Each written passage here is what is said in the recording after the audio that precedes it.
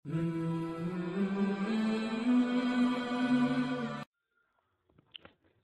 ভাই সকল, আপনারা পূর্বে থেকে অবগত আছেন যে আজকের এই সংক্ষিপ্ত পরিসরে যে বিষয় নিয়ে কিছু কথা বলবো মনস্থ করেছি তা হলো শিরকের পরিচয় ও তা থেকে বাঁচার উপায়। আমরা এর পূর্বে শিরক সম্পর্কে অনেক কথাই শুনে থাকব। শিরক কাকে বলে?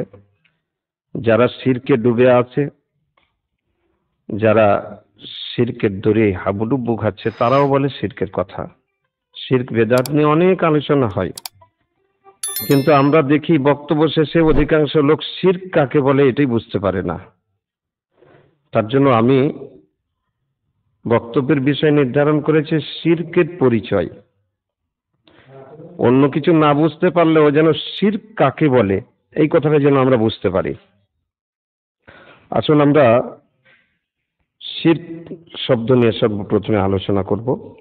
শিরক শব্দটি কোরআন এবং হাদিসে বহুল ব্যবহৃত একটি আরবি শব্দ, যার মূল ধাতু হচ্ছে তিনটি অক্ষর, শিন, র, কাফ। শিরকুন। এই শিরকুন শব্দটি মূলগতভাবেই মিশ্রণ, মিলন ও একত্রিতকরণের অর্থ প্রকাশ করে থাকে। যেমন একটা আম রাস্তা, এই যে রোড থেকে আমরা এলাম, রাস্তা একটা, কিন্তু সবাই চলাচল করতে পারে, হাজার হাজার লোক দিনে যাওয়া আসা করে, কারো জন্য কোনো বাধা নেই। এই রাস্তাটাকে আরবিতে বলা হয় তরিকুম মুশতারাক, মানে এমন রাস্তা, রাস্তা একটা কিন্তু চলার দিক দিয়ে শামিল আছে, শরিক আছে হাজার হাজার লোক। একজন আগে থেকে ব্যবসা করছে, দ্বিতীয় একজন ভাই তার সাথে এসে শরিক হয়ে গেল, যুক্ত হয়ে গেল। আরবিতে কি বলবে? শারাকতুকা ফি তিজারাতিন, আমি একটি ব্যবসায় তোমার সাথে যুক্ত হয়ে গেলাম। ব্যবসা একটা, আর ব্যবসায়িক কয়জন? আগে তো একজন ছিলেন, এখন দ্বিতীয় একজন শরিক হয়ে গেলেন। তো আরবি ভাষায় শাব্দিক অর্থে এটাকে বলা হয় শিরক, মানে একজনের সাথে আর একজনের যুক্ত হয়ে যাওয়া। এটা হলো আরবি ভাষায় শাব্দিক অর্থে শিরক। হয়তো বুঝতে পারলেন না কথাটা, চলুন আর একটু আগে বাড়ি। সূরা তহা সূরা নম্বর 20, আয়াত নম্বর 29 থেকে 32 নম্বর আয়াত পড়বেন। ওখানে দেখবেন মূসা আলাইহিস সালাম কে আল্লাহ তাআলা ফিরআউনের কাছে যেতে বললেন। কিসের জন্য? তার দাওয়াত দেওয়ার জন্য, আল্লাহর দিকে আহ্বান করার জন্য যেতে বললেন। যখন যেতে বললেন তো মূসা বলছেন যে আল্লাহ, ভয় পাচ্ছেন উনি। কিছু আল্লাহর কাছে আবেদন জানালেন। সেই আবেদনগুলোর মধ্যে সবগুলো না, কয়েকটা আমি পড়ছি। কি বললেন? ওয়াজআলনি ওয়াজিরাম মিন আহলি হারুনা আখিশদুদ বিহি আজরি। হে আল্লাহ, আমার পরিবারের মধ্যে থেকে বা আত্মীয়র মধ্যে থেকে হারুনকে আমার ওয়াজির বানিয়ে দাও, আর তার দ্বারা আমার বাহুকে শক্ত করো। এটা একটা আবেদন। দ্বিতীয় আবেদন কি করলেন? আগে কিন্তু একটা আবেদন পার হয়ে গেছে, আর একটা আবেদন বলছেন ওয়া আশরিকহু ফি আমরি, আর আমার কাজে তাকে যুক্ত করে দাও। দাওয়াতের কাজ কটা? একটা। আগে ছিলেন মূসা আলাইহিস সালাম একাই, আর শরীক হয়ে গেলেন কে? হারুন। কাজ একটা, কিন্তু মানুষ হয়ে গেলেন, কাজ করার লোক হয়ে গেলেন, কর্মী হয়ে গেলেন দুজন। তো আরবি ভাষাতে এটাকে বলা হয় শাব্দিক অর্থে শিরক। একটা কাজে একাধিক লোকের শরিক হয়ে যাওয়া, যুক্ত হয়ে যাওয়া। তাও হয়তো বুঝতে পারেননি। চলুন আরো একটু আগে বাড়ি। আমি একটা আয়াত পাঠ করেছি আপনাদের সামনে, সূরা লুকমান। সূরা লুকমান, সূরা নম্বর 31, আয়াত নম্বর 13। নিজের ছেলেকে উপদেশ দিতে গিয়ে লোকমান বলছেন, কেউ কেউ লোকমানকে নবী বলেছেন, ইনিও একজন নবী ছিলেন যেহেতু আল্লাহ ওহী করেছেন। কেউ কেউ বলছেন যে না, উনি নবী ছিলেন না, একজন জ্ঞানী ব্যক্তি ছিলেন। যাই হোক, তো উনি নিজের ছেলেকে উপদেশ দিতে গিয়ে বলছেন, ওয়াহুয়া ইয়াইযুহু ইয়া বুনাইয়া, নিজের ছেলেকে উপদেশ দিতে বলছেন যে হে আমার ছেলে, হে আমার প্রিয় ছেলে, লা তুশরিক বিল্লাহ, আল্লাহর সাথে কাউকে অংশী স্থাপন করো না। আল্লাহর ইবাদতে, আল্লাহর ক্ষমতায়, আল্লাহর নামে গুণাবলীতে কাউকে শরীক করিও না। কারণ ইন্না শিরকা লাযুলমুন আযীম, নিশ্চয় শিরক সবচেয়ে বড় অত্যাচার, সবচেয়ে বড় পাপ। এই আয়াতটির দিকে আপনি যদি লক্ষ্য করেন তো দেখবেন এখানে আল্লাহ তাআলা দুটি শব্দ, খুবই গুরুত্বপূর্ণ শব্দ ব্যবহার করেছেন। একটা হচ্ছে শিরক আর দ্বিতীয়টা জুলম। আর এই শব্দ দুটি এমন শব্দ, পরস্পরের সাথে এত সম্পর্ক ওদের, যে একটার আলোচনা যদি করেন তো দ্বিতীয়টা না হলে আলোচনা পূর্ণ হবে না। আপনি যদি শিরক সম্পর্কে জানতে চান তো আপনাকে জুলুম সম্পর্কে একটু জানতে হবে। জুলুম সম্পর্কে যদি আপনি জানতে চান তো আপনাকে শিরকের কথা ওখানে আসবেই, আপনাকে একটু বলতেই হবে। যেমন পানির সাথে মাছের সম্পর্ক, পানি না হলে মাছ থাকবে না। মাটির সাথে গাছের সম্পর্ক, শিশুর সাথে তার মায়ের কোলের সম্পর্ক, ফুলের সাথে ফুল বাগানের সম্পর্ক। ফুল যদি গাছ থেকে ঝরে যায় তো ফুল শুকিয়ে যাবে কিছুক্ষণের মধ্যে। আর ফুল বাগানে যদি ফুল না থাকে তো ওটা আর ফুল বাগানও মনে হয় না। গাছে যদি ফুল না থাকে তো ওটাকে আর ফুল বাগান বলা যায় না, বন জঙ্গল মনে হয়। তার মানে গাছকে ফুলের দরকার আর ফুলকে গাছের দরকার। ঠিক ওই রকমই এই শব্দ দুটো এক অপরের দরকার। একের ছাড়া অন্যের পরিপূর্ণতা আসবে না। তো আমরা শিরক নিয়ে আলোচনা করছি, এটা একটু জুলুম নিয়ে 2-1 মিনিট আলোচনা করি, তাহলে একটু বেশি বুঝতে পারবো। জুলুম কাকে বলা হয়? ওয়াজউ শাইয়্যি ফি গায়রি মাহাল্লিহি বা ফি গায়রি মাওযিহি, কোন একটা জিনিসকে তার নির্দিষ্ট জায়গায় না রেখে অনির্দিষ্ট জায়গায় রেখে দেওয়া, এটাই হলো জুলুম। কথা বোঝা গেল না? এই যে মাইক্রোফোন আমার কাছে আছে, এটা বক্তার জন্য নির্দিষ্ট, যিনি কথা বলবেন তার জন্য নির্দিষ্ট, আর আপনাদের জন্য ওই যে বড়টা রাখা আছে ওটা। এবার যদি এটাকে ওখানে রেখে দেওয়া হয় আর ওটাকে এখানে রেখে দেওয়া হয় আমার সামনে, আওয়াজ হবে? হবে না? এবার তখন আপনি কি বলবেন? শালার মাইক, এত টাকা দিয়ে খরিদ করলাম আর আওয়াজ হচ্ছে না। আপনি তো জুলুম করে বসে আছেন। যেটা যেখানে রাখার দরকার ছিল সেখানে না রেখে অন্য জায়গায় রেখে দিয়েছেন। এক ভাই, বক্তারা গল্প করেন, এটা 1 মিনিটের গল্প। এক ভাই ছাগল চড়াতে গিয়ে একটা বাঘের বাচ্চা পড়ে পেয়েছেন, আর পড়ে পাওয়ার পরে বাড়ি নিয়ে এসছেন। বাড়ি নিয়ে এসে যেমন প্রতিদিন ছাগলের সামনে সকাল সকাল ঘাসের ঝুড়ি রেখে দেন, ওই রকম উনি ঘাসের ঝুড়ি রেখে দিয়েছেন বাঘের বাচ্চার সামনে। বাঘ খাবে? খায় না। যখন খায় না তখন লাঠিলে মারে, শালার বাঘ, আমার খাসি ছাগলগুলো দেখো কত আনন্দের সাথে খাচ্ছে, আর ওকে দিচ্ছি একদম মাঠের, মোথাবাড়ির মাঠের একদম সবুজ সবুজ ঘাস, আর খায় না। আপনি তো জুলুম করেছেন। ঘাসের ঝুড়ি রাখলে হবে না, মোথাবাড়ি থেকে গরুর মাংসের ঝুড়ি এনে রাখতে হবে। যে তো যেখানে যে জিনিসটা রাখা দরকার ওটা না রেখে আপনি অনির্দিষ্ট জায়গায় রেখে দিয়েছেন, এটা কি বলা হয়? জুলুম। ঠিক ওই রকমই আল্লাহর জায়গাতে আল্লাহকে না রেখে যদি আপনি অন্য জায়গায় রেখে দেন, বা আল্লাহর পাশে অন্য কাউকে যদি বসিয়ে দেন, তো এটাকে কি বলা হবে? শিরক। এটাই শিরক, এটাই জুলুম। একটা গল্প বেরেলিরা করে। কিছুদিন আগে মক্কার যে মসজিদুল হারাম, ওই মসজিদুল হারামে আমাদের ভারতের একজন ফতুয়া দেন, ওনার নাম হচ্ছে ওয়াসিউল্লাহ আব্বাস হাফেজাহুল্লাহ ওয়াতাওয়াল্লাহ, এখনো বেঁচে আছেন।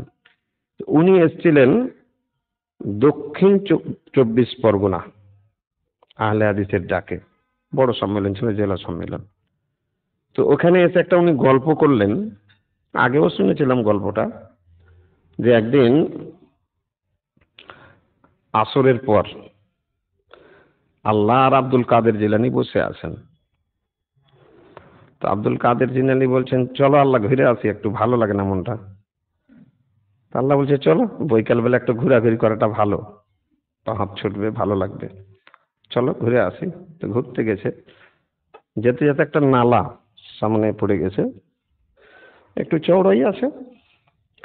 তো আব্দুল কাদের জিলানী লাভ দিয়ে পার হয়ে গেলেন।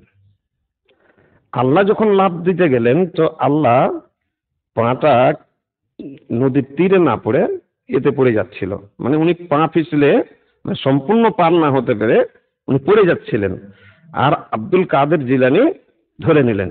আল্লাহ তখন বলছে, আনতা দস্তগীর, তু দস্তগীর হ্যায়। আব্দুল কাদের জিলানী পার হয়ে গেল, শক্তিশালী লোক, কিন্তু আল্লাহ যেহেতু দুর্বল, নাউজুবিল্লাহ মিন যালিক, আল্লাহ পার হতে গিয়ে আর পার হতে পারছেন না, আর আল্লাহকে ধরে নিল কে? আব্দুল কাদের জিলানী। আর চোর দেখেন কত কাঁচা চোর আছে, হ্যাঁ, আমটা নিয়েছে আরবি থেকে আর দস্তগীর নিয়েছে ফার্সি থেকে, দিয়ে বলছে আল্লাহ ফার্সিও বলছেন ওখানে, বলছেন আল্লাহ বলছেন আমতা দস্তগীর, তুমি খুব ভালোভাবেই ধরতে পারো। তো এই যে দেখেন, আল্লাহ থেকে আগে বাড়িয়ে দিল, আল্লাহর পাশে বসায়নি, শুধু আল্লাহর পাশে তো বসেছিল আসরের পরে, আর তারপরে এখন আল্লাহ থেকে আগে বাড়িয়ে দিল। আল্লাহ যেটা পারেন না, নাউজুবিল্লাহ মিন যালিক, ওটা কে পারেন? আব্দুল কাদের জিলানী পারেন। তো এইগুলো হচ্ছে প্রকাশ্য শিরক, এই কথাগুলো প্রকাশ্য শিরক। এই ধরনের কথা আকীদার সাথে, বিশ্বাসের সাথে বলার পরে কেউ আর মুসলিম থাকে না, কেউ আর মুসলিম থাকতে পারে না। তো কি বলছিলাম, এটা হলো শিরক, যে একজন লোক আল্লাহর পাশে অন্য কাউকে বসিয়ে দিল। মুহাম্মদ সাল্লাল্লাহু আলাইহি সাল্লামকেও লোকেরা বসিয়ে দেয়। বক্তা ওয়াইজ কুরনি, আপনারা হয়তো ক্যাসেটটা পাবেন, উর্দুতে আছে। বেশ কয়েক বছর আগে যখন আমি সানাবিলে পড়তাম, তখন ক্যাসেটটা পেয়েছিলাম, প্রায় 20 বছর আগে, 20-22 বছর আগে। তো ওয়াইজ কুরনি বলছেন, উনি হানাফি এলাকার লোক, উনি আহলে হাদিস। তো উনি বলছেন যে এক বক্তা বলছে, এসো তাওহীদের কথা বলি। তাওহীদের কথা বলতে গিয়ে তাওহীদের কথা কি বলছে, বলছে যে একদিন আল্লাহ বলছে যে যাও তো জিবরাইল, আমরা মুহাম্মদকে দেখে এসো তো কি করছে। সে বলেন, এরকম আল্লাহকে মানবেন আপনি? যে আল্লাহ জানেন না যে তার মুহাম্মদ, তার নবী কি করছে, এটা যদি কোনো আল্লাহ যদি না জানে, ওই আল্লাহকে আপনারা মানবেন? আমি তো ওই আল্লাহকে মানবো না। ওয়াইজ কুরনি বলছেন, আর একবার সত্য কথা বলছেন, যে আমি তো ওই আল্লাহকে মানি যে আল্লাহ রাত্রের অন্ধকারে কালো পিপিলিকা, কালো পিঁপড়ে, কালো পাথরের উপরে চলে, আর তার অন্তরের উঠানামাটা পর্যন্ত আমার রব জানে, তাকে আমি রব বলে মানি। আর মোহাম্মদ কি করছে দিনের আলোতে, সেটাও আল্লাহ দেখতে পাচ্ছে না। বলছে, আর বলতে তো যাও। আচ্ছা ঠিক আছে বলো। তো বলছে যে গেলেন জিবরাইল, আর যাওয়ার পরে খুঁজে পাচ্ছেন না, বাড়িতে নেই। তো ফাতেমাকে জিজ্ঞেস করছেন, বেটা কোথায়, তোমার আব্বা কোথায়? তো বলছে, আমি এইরকম জিবরাইলকেও মানি না। ওয়াইজ কুরনি বলছেন যে আমি এরকম জিবরাইলকেও মানি না, যে জিবরাইল খুঁজে পাই না মুহাম্মদ সাল্লাল্লাহু আলাইহি সাল্লামকে, যে মুহাম্মদ কোথায়, তো কখনো কারো কাছে ওহী নিয়ে যাবে, কখনো আরেকজনের কাছে নিয়ে যাবে। এই বিশ্বাসই হচ্ছে কাদের? শিয়াদের, যে কিছু আলীর কাছে আর কিছু আল্লাহ, এই মুহাম্মদ সাল্লাল্লাহু আলাইহি সাল্লামের কাছে। তো বলছে, আরে বলতে তো যাও, বলো। তো বলছে, উনি বললেন যে মসজিদে নববীতে আছেন। উনি গেলেন, যাওয়ার পরে দেখছেন যে আল্লাহ নবী সাল্লাল্লাহু আলাইহি ওয়াসাল্লাম পাগড়ি বাঁধছেন, কোনো কথাই বলছেন না। এবার উনি গেলেন আরশে, দেখছেন আরশে এক ব্যক্তি ওই রকমই পাগড়ি বাঁধছে। ওখান থেকে আবার এখানে এলেন, এখানে দেখছেন তাও পাগড়ি বাঁধছেন। এইভাবে 3-4 বার যাওয়ার পরে যখন ক্লান্ত হয়ে গেলেন, তখন হাত জোর করে আরশ ওয়ালার সামনে দাঁড় হয়ে বলছেন যে বাতা তু কোন হে, তু ইয়ে হে ইয়া ও তু হে, মানে তুমি মুহাম্মদ না তুমি আল্লাহ। নাউযুবিল্লাহ মিন যালিক। মুস্তাবিয়ে अर्श थे खुदा होकर उतर पड़े मदीने में मुस्तफा होकर। আপনাদের বাংলাতেও বলে, ওর তর্জমা বাংলাতেও হয়।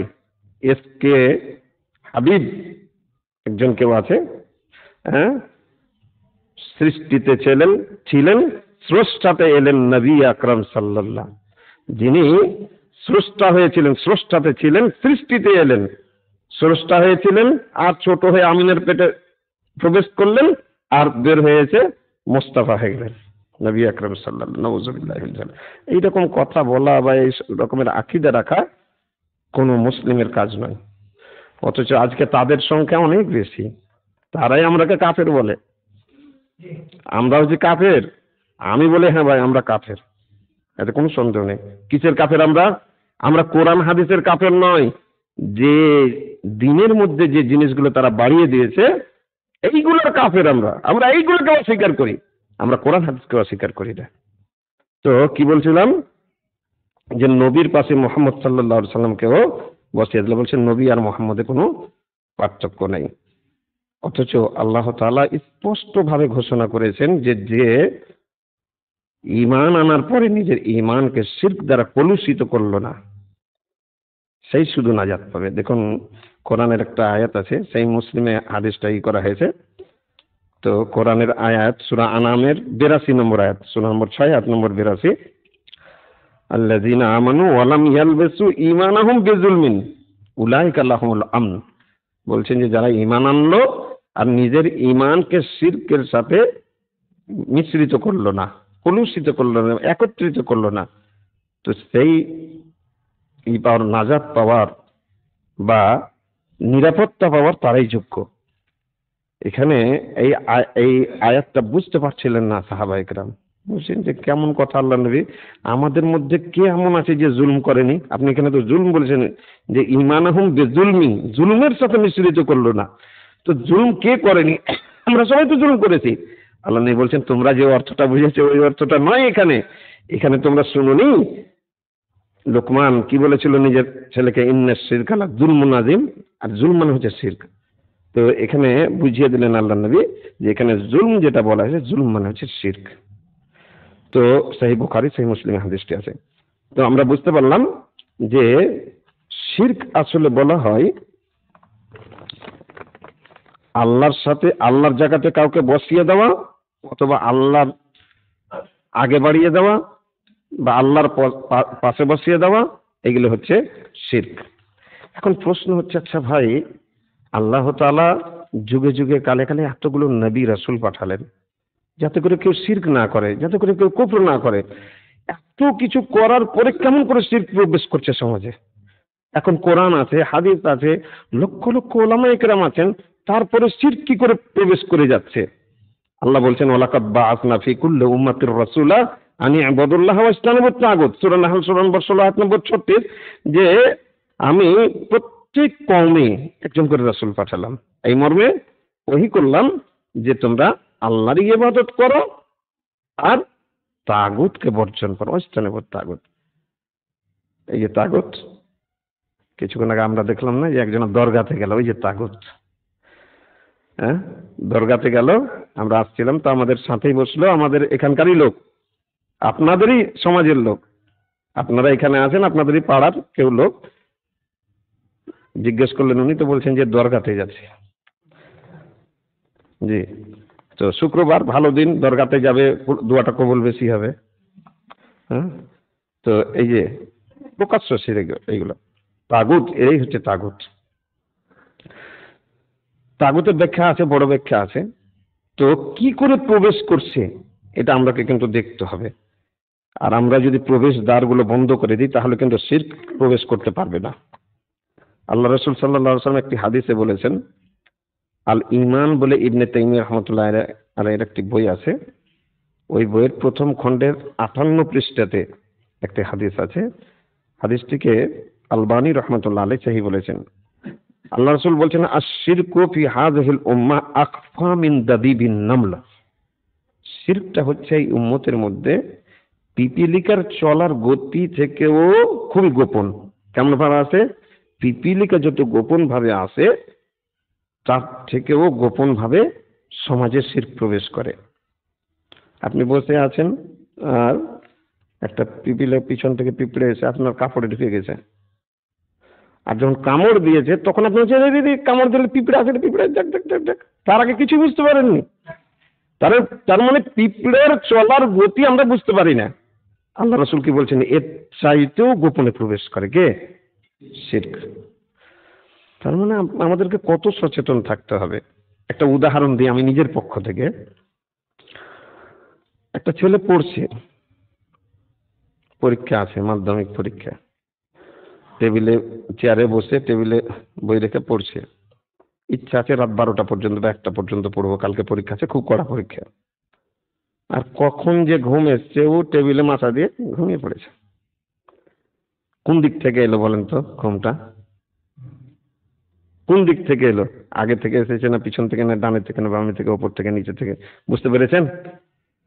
আপনি এখানে বসে আছেন বা কোনো সভাতে বসে আছেন, ভালো বক্তা কেউ আছে, আপনার মনে যে বক্তব্যটা আজকে শুনবো, আর এই করতে করতে হঠাৎ করে আপনার হাই আসছে, আহ করে হাই আসছে, হ্যাঁ, শরীরটা মুচাড় দিয়ে উঠছে। এটা কি জানেন? কি বলেন তো? এটা তন্দ্রার ভূমিকা। আর তারপরে আসবে তন্দ্রা। তন্দ্রা বলা হয় ঘুমের ভূমিকাকে। আল্লাহ কি বলছেন? সেনাতুম ওয়ালা নম। সেনাতুম মানে হচ্ছে তন্দ্রা, যেটাকে আপনাদের ভাষায় কি বলে জানেন? আমরা ঢুলন বলি। আমাদের ভাষা তো বলে ঢুলন চলে এসছে, মানে ঘুমের পূর্বে যেটা আছে, এই ঝাপকি যেটা নেই। হ্যাঁ, তো আপনি যদি জানতেন যে ঢুলনটা বা চন্দ্রটা কোন দিক থেকে এলো, তাহলে তো মানা করে দিতেন। কিন্তু আপনি বুঝতেই পারেননি কোন দিক থেকে এসে প্রবেশ করেছে, আর আপনার শোনার ইচ্ছা ছিল, ভালো বক্তার বক্তব্যটা শুনতে পারলেন না, আপনি বাস ঝিমিয়ে গেলেন। তো এই যে ঘুম যেভাবে মানুষের শরীরে প্রবেশ করে আর আপনি বুঝতে পারেন না, শিরক এর থেকেও গোপন ভাবে আসে, এর থেকেও গোপন ভাবে আসে। আপনাকে কেমন করে আসে একটা হাদিস দিয়ে বুঝাই, তাহলে বুঝতে পারবেন। একটা লোক সালাত আদায় করছে। আবু সাঈদ খুদরি রাদিয়াল্লাহু তাআলা আনহু বর্ণনা করছেন যে একবার আমরা বসেছিলাম আর দাজ্জাল সম্পর্কে আলোচনা করছি। আমরা কিসের আলোচনা করছি? মসিহুদ দাজ্জাল সম্পর্কে। আর আল্লাহ নবী সাল্লাল্লাহু আলাইহি ওয়াসাল্লাম বেরিয়ে এলেন আমাদের সামনে, বেরিয়ে এসে বলছেন যে তোমরা কি নিয়ে আলোচনা করছো? বলছে দাজ্জাল নিয়ে আলোচনা করছি। বলছে আচ্ছা, আমি কি তোমাদেরকে তোমাদের ব্যাপারে দাজ্জাল থেকে বেশি ভয় করি, দাজ্জালের ফিতনা থেকে, এমন একটা জিনিস কি বলে দেবো না? সাহাবায়ে কেরাম বলছেন কুলনা বালা ইয়া রাসূলুল্লাহ, আল্লাহর রাসূল অবশ্যই বলেন। আল্লাহ রাসূল তখন বলছেন আশ-শিরকুল খাফি, এটা হচ্ছে গোপন শিরক। কি শিরক? গোপন শিরক। তার মানে প্রকাশ্য শিরক আছে, ছোট বেটা তার মানে বড় বেটা আছে, মেজ বেটা আছে, তো গোপন শিরক। তারপর আল্লাহ নবী কি বলছেন? এর উদাহরণ দিচ্ছেন গোপন শিরক। আইয়া কুমার রাজুলো ইউসাল্লি, একজনের সালাত আদায় করে, এক ব্যক্তি সালাত আদায় করছে, ফা ইউজাইয়িনু সালাতাহু, আর নিজের সালাতকে সুন্দর করছে। কেন সুন্দর করছে? লিমা ইয়ারা মিন নাযারি রাজুলিন, কোন মানুষ ওকে দেখছে তার জন্য। এখানে একজনের তাহাজ্জুদ পড়ছে, মনে করুন একাই ছিল, কেউ ছিল না, আর হঠাৎ করে ওর হলো, আওয়াজ এলো যে কেউ প্রবেশ করলো, তখন ও আরো ভালো করছে নিজের সালাতটাকে, যেন লোকে দেখে যে বাহ কত সুন্দর যুবকটা সালাত আদায় করতে জানে। এটা শিরক। আল্লাহ রাসূল বলছেন এটা শিরকে খাফি, এটা হচ্ছে গোপন শিরক। কেমন করে শিরক হলো বলেন? এখনই তো আমি বললাম যে আল্লাহর জায়গায় কাউকে বসিয়ে দেওয়া, তো আল্লাহর জায়গায় কোথায় বসালেন? এরকম ভাবে বসালেন। একটা ঘটনা, হাদিসের ঘটনা শুনলে বুঝতে পারবেন। হাদিসে জিবরিল শুনেছেন আপনারা? হাদিসে জিবরিল, হাদিসটার নাম সহিহ মুসলিম ইত্যাদিতে আছে, লম্বা হাদিস। হাদিসটা কি আছে খুব সংক্ষেপে বলি, যে একদিন আল্লাহর নবী এবং সাহাবায়ে কেরাম বসে আছেন, আলোচনা চলছে। ইতিমধ্যে একজন লোক এলো যাকে মদিনার কেউ চিনে না, সাহাবায়ে কেরাম চিনেন না। আর লোকটা যে বাইরে থেকে সফর করে এসেছে এইরকম কোনো প্রভাব তার কাপড়ে নেই, কারণ আগে সফর করলে উঠে আসবে, ঘোড়ায় আসবে, কিংবা হেঁটে আসবে। এখন তো ওই রকম কার তো ছিল না যে একবার কিছুই লাগবে না, তো শরীরে কিছু লাগবে, কাপড় ময়লা হয়ে থাকবে, কিন্তু লোকটা সাদা ধপধপে পরিষ্কার কাপড় পরে লোকটা চলে এলো। আর আসার পরে লোকটা এসে আল্লাহ নবীর সামনে বসলো। আর কেমন হয়ে বসলো, আল্লাহ নবী যেভাবে ওই সলাতের সময় আমরা যেমন হাঁটু করে বসে থাকি হাঁটুর উপরে হাত দিয়ে, ওই রকম ভাবে এসে আল্লাহ নবীর সামনে বসলো, আল্লাহ নবীর হাঁটুতে হাত দিয়ে বসলো। লোকেরা আরো অবাক, কে লোকটা গো, বাইরের লোক, কেউ চিনে না, আর আমরা ওই রকম ভাবে আল্লাহ নবীর সামনে বসতে পারি না, আর এই লোকটা এইভাবে বসে গেল। আর আরো অবাক করার কাণ্ড, সবাই টিকটিকি মেরে দেখে আছেন যে কি হয় দেখি। লোকটা এসে প্রশ্ন করতে লাগলো, 4টা প্রশ্ন করলো। আর প্রশ্ন করার যখন আল্লাহ নবী উত্তর দেন তো বললে, সাদাক্তা, তুমি ঠিক বলেছো। ওই প্রশ্ন ও যে জানার জন্য, তো নবীও নয়, তো নবী যখন নয় তো মনে হচ্ছে আগে থেকেই সব জানে। আল্লাহ রসুল যখন উত্তর দিয়েছেন বলছে তুমি ঠিকই বলেছো, তুমি জানে তবে জিজ্ঞেস কেন করছে। সবাই আশ্চর্যিত হয়ে দেখে আসে।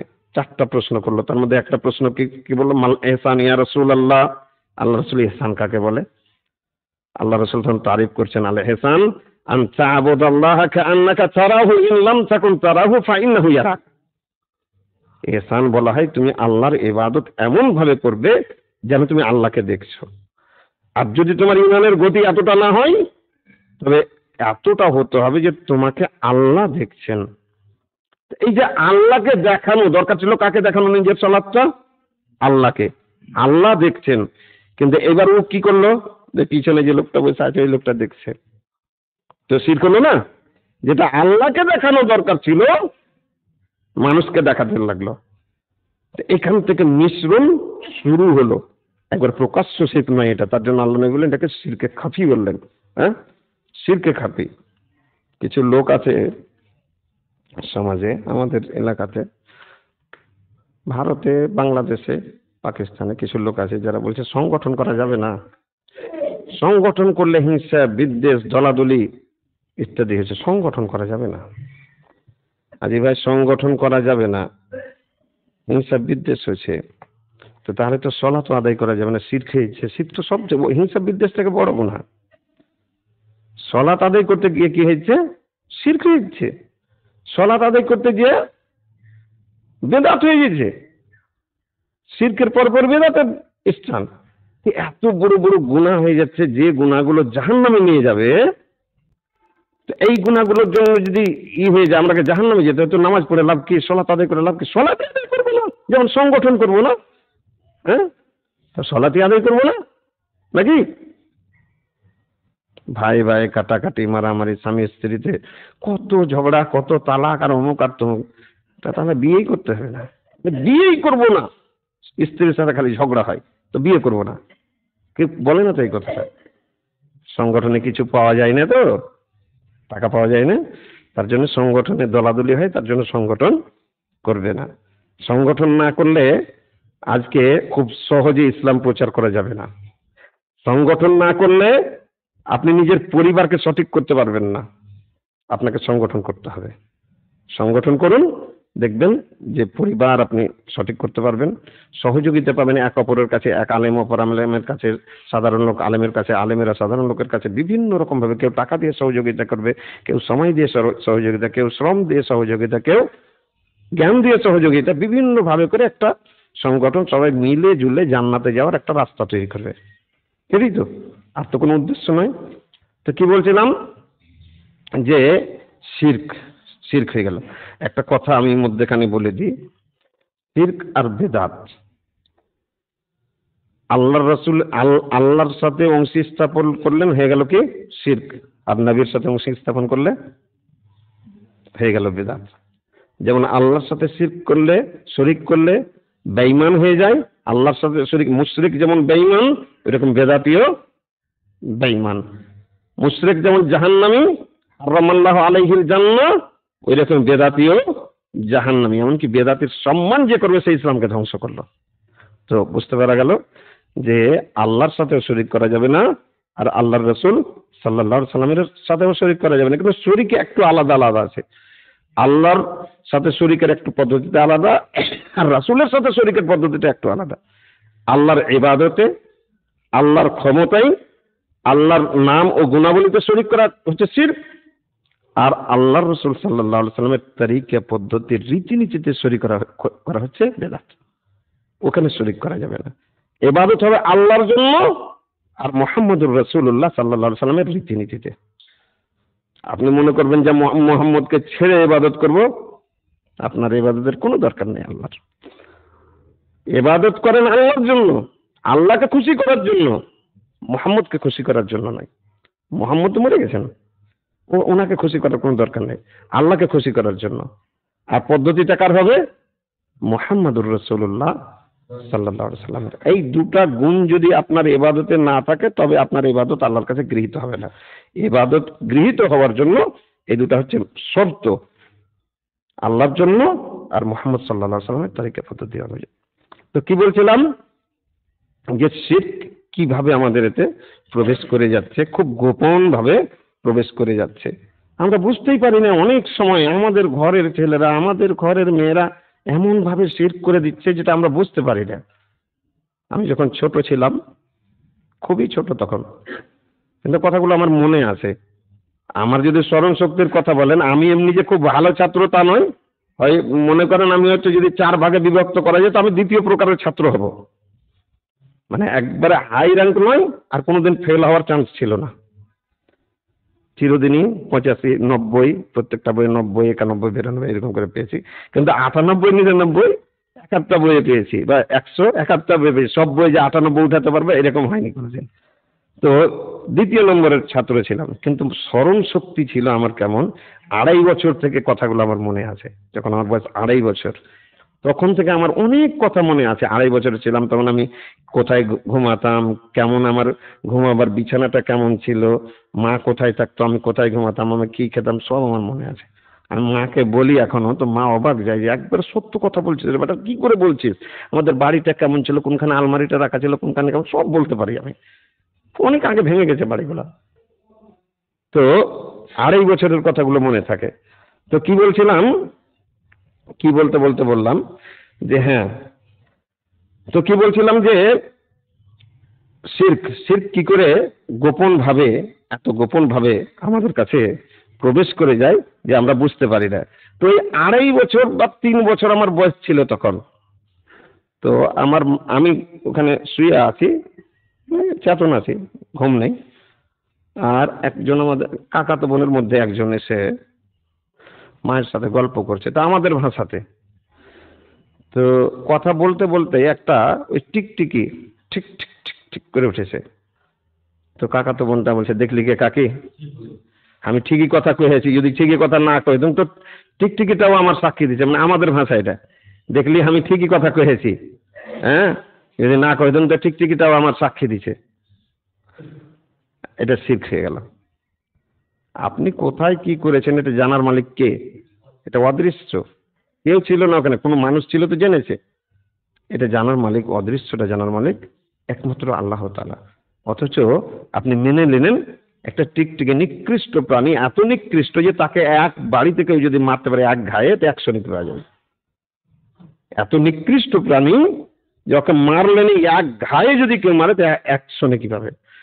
সেই কিন্তু আমরা ভুল করে করি কি, কাকে মারি, ওই গিরগিটিকে মেরে দিই। ওই যেটা গাছে তাকে গিরগিটি, ওটাকে আমাদের দিকে ডেহিন বলে, তো ওইটাকে ছেলেরা মেরে দেয়।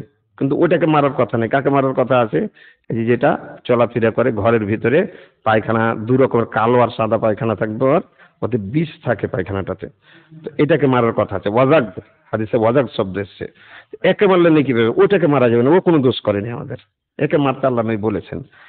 তো কি বলছিলাম, একে আমরা আলেমুল গায়েব মেনে নিচ্ছি। তো এইভাবে আমাদের বাড়ির মেয়েরা এইভাবে শিরক করে।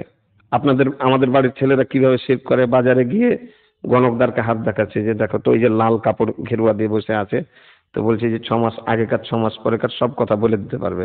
তো বলছে দেখো তো যে আমার হাতটা দেখো তো কি হয়েছে।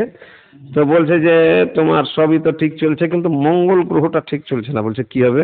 বলছে কিছুদিনের মধ্যে তোমার একটা অ্যাক্সিডেন্ট হতে পারে। হ্যাঁ অ্যাক্সিডেন্ট? বলছে হ্যাঁ অ্যাক্সিডেন্ট হতে পারে, কি করতে হবে? বলছে আমার কাছে একটা অষ্টধাতুর আংটি আছে, এটা যদি তুমি নাও তাহলে অ্যাক্সিডেন্ট থেকে বেঁচে যাবে। বলছে দাও দাও দাও দাও, কত টাকা দাম?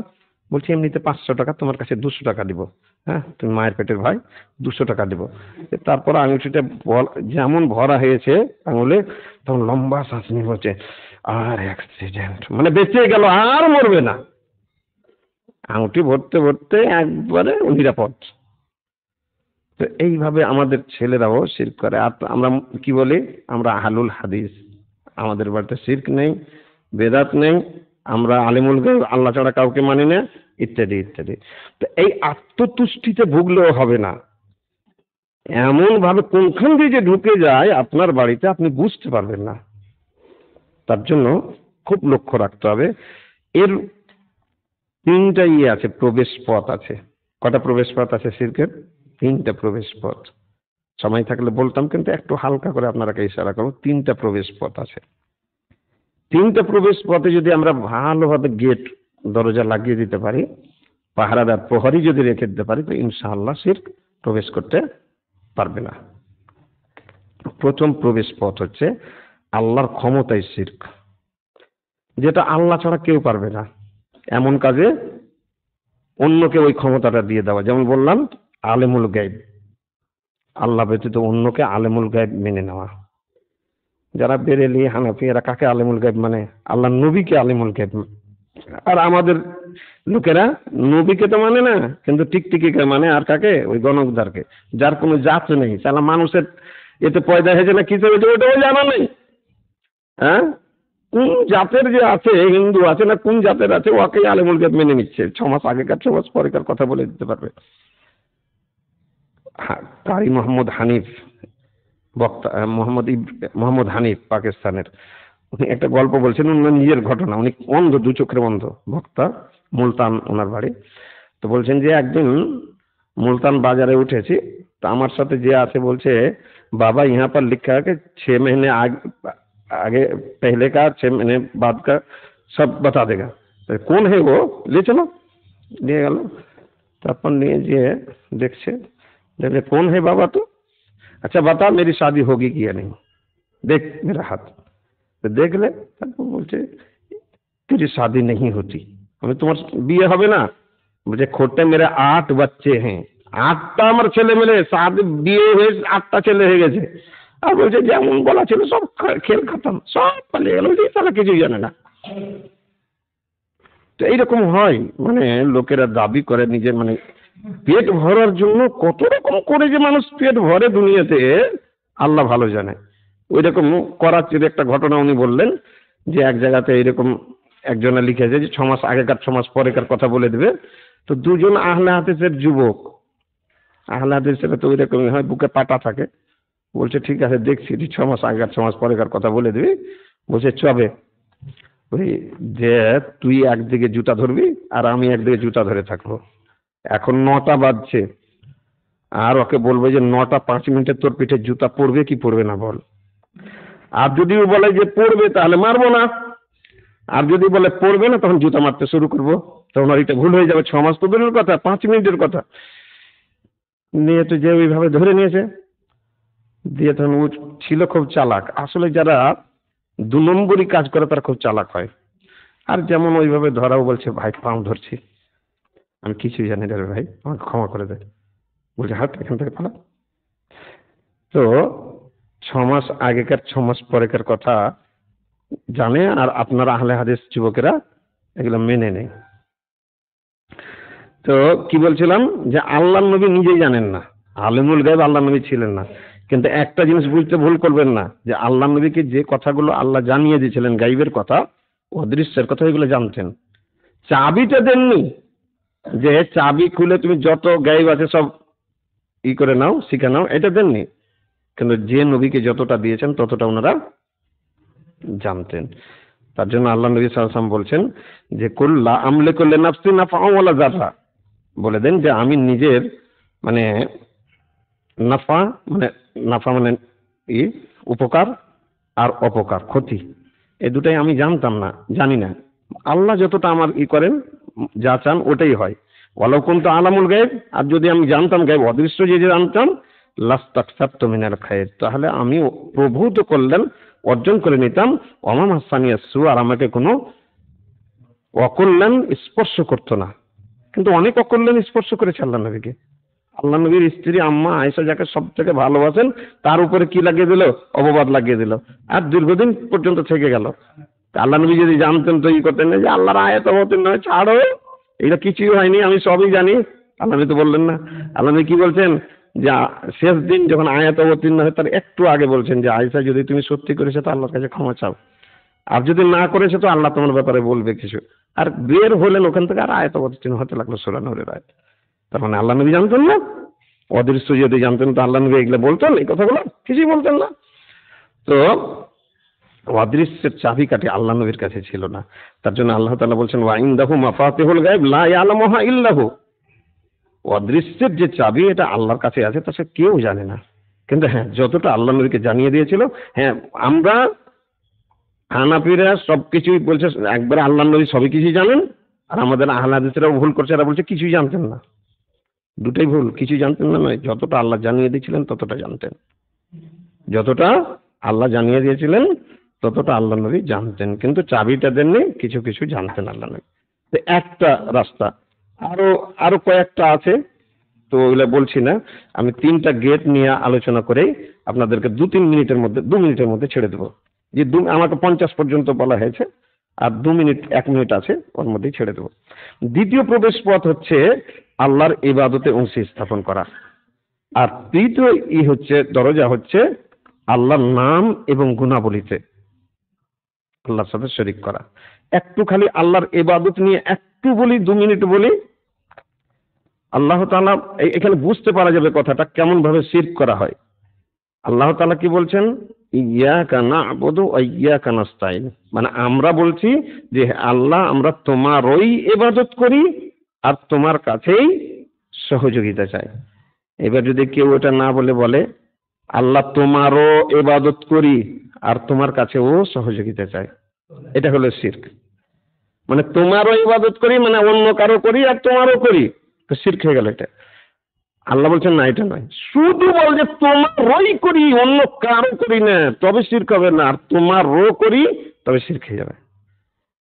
তুমি এখানে মসজিদে আসবে আর দরগাও যাবে, হ্যাঁ, এটাই হয়ে গেল শিরক। তুমি পীরের কাছেও মানবে আর আল্লাহর কাছে, ওর কাছে চাইবে আমার কাছে চাইবে, এটা হলো শিরক। শুধু আল্লাহর কাছে চাইতে হবে। ইয়াকা না'বুদু ওয়া ইয়াকা, আসলে আমরা জানি না ইয়াকা না'বুদু ওয়া ইয়াকা নাস্তাইন প্রত্যেক রাকাতে বলছি, আর এর অর্থ জানি না। এর অর্থ জানি না যে এর অর্থ কি। ফাতিহা সূরাটা ভালো করে জানুন, তাহলে বুঝতে পারবেন যে শিরক কাকে বলে। হ্যাঁ, কেউ যদি বলে, কারো স্ত্রী বলছে যে আমি তোমারও স্ত্রী, তার মানে ওই কয়েকজনের আছে, রাখবেন বাড়িতে? জি, কেউ রাখবে? কয় লাখ টাকা দিয়ে বিয়ে করেছেন, খুব বেশি 1 লাখ টাকা মোহর দিয়েছেন, 1 লাখ টাকা কম লোক দিয়েছে, কিন্তু মেনে নিলাম 1 লাখ টাকা দিয়েছেন, রাখবেন না বাড়িতে। আর আল্লাহ কি বলছেন?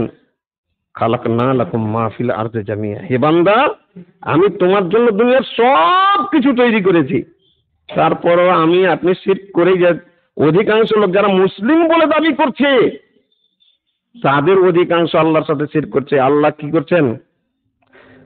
বাড়ি থেকে তাড়িয়ে দিচ্ছেন না। ওই স্বামী যেমন স্ত্রীকে তাড়িয়ে দেয়, কি করবেন? যদি বলে তোমারও স্ত্রী, 1 লাখ মেরে তাড়িয়ে দেবেন, 1 সেকেন্ড রাখবেন না, অন্য কিছু মানবেন, কিন্তু এই শরীক মানবেন না যে আমি যে কাজ ওর সাথে করছি অন্য কেউ করবে। মেনে নিবে কেউ? মেনে নিবে না। তো একটা গরু, আপনি যদি মনে করেন একটা গরু আপনি ছোট থেকে আপনার গাভীর বাছুর হলো, আর আপনি বড় করলেন, আর বড় করার পরে আপনি নিজের হালে ব্যবহার করবেন ওকে। এবার দেখছেন আপনার হালে যখন জুড়ছেন তখন শালা কাজ করে না, বসে যাচ্ছে, আর আপনার ভাই পোল্টুর হালে যখন চালাচ্ছেন তখন ফের চলছে। হ্যাঁ, রাখবেন? হাটে বিক্রি করবেন, আর না হলে কেটে খাবেন। আল্লাহ কেটেও খায়নি আর হাটে বিক্রিও করেনি। আল্লাহ আমাদেরকে খেতে দিচ্ছে, আমরা শিরক করছি তারপরেও। তো শিরক আশা করছি আমরা বুঝতে পেরেছি যে আল্লাহর ইবাদতে কিভাবে শিরক করা হয়। তো 3টা দরজা আমরা যদি বন্ধ করে দিই, আল্লাহর ক্ষমতায় শিরক না করি, আল্লাহর ইবাদতে শিরক না করি, আর আল্লাহর নাম এবং গুণাবলীতে যদি শিরক না করি, এই 3টা দরজা যদি বন্ধ করে দিই, তবে ইনশাআল্লাহ শিরক আমাদের মধ্যে প্রবেশ করতে পারবে না। আল্লাহর কাছে দোয়া করব, আল্লাহ তাআলা যেন আমাদের সকলকেই শুধু শিরক নয়, শিরক হচ্ছে বড় গুনাহ, তার থেকে অন্যান্য সমস্ত গুনাহ থেকেও যেন আল্লাহ আমাদেরকে মুক্ত করে এখান থেকে জান্নাতুল ফেরদাউসের হকদার হয়ে যাওয়ার তৌফিক দান করেন। আমিন।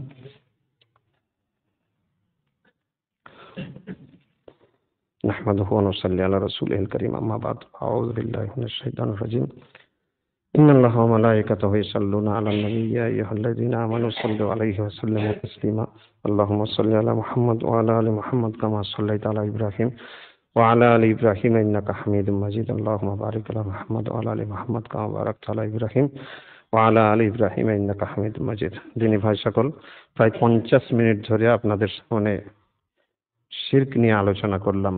শুধু শিরকের পরিচয়টা আপনারাকে এই 50 মিনিটের মধ্যে দিতে পেরেছি।